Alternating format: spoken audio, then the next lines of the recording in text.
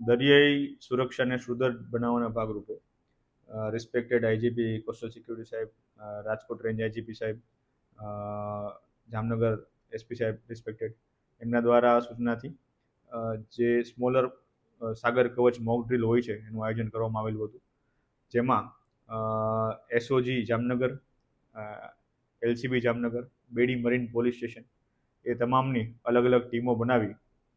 અને જે દરિયાઈ વિસ્તાર છે એમાં પેટ્રોલિંગ સતત ચાલુ રાખવામાં આવેલું હતું અને અલગ અલગ ટીમો દ્વારા મોક ડ્રીલ સંબંધે જેટલી પણ આપણી ચેકપોસ્ટો છે, જેટલી પણ આપણા પોર્ટ્સ બંદર છે અને વાઇટલ ઇન્સ્ટોલેશન જેટલા પણ કોસ્ટલને લગતા આવેલા છે એ તમામ જગ્યાઓ પર મોક ડ્રીલ સ્વરૂપે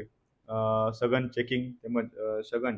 પેટ્રોલિંગ હાથ ધરવામાં આવેલું હતું અને મોક ડ્રીલના જ ભાગરૂપે એક શંકાસ્પદ બોટને પકડી પાડવામાં આવી હતી, જેમાં મોક ડ્રીલ દરમિયાન બે આતંકવાદીઓને પાણીમાંથી એટલે કે બોટ દ્વારા મારફતે આવતા હોય જામનગરમાં એમને પકડી પાડવામાં આવેલા હતા.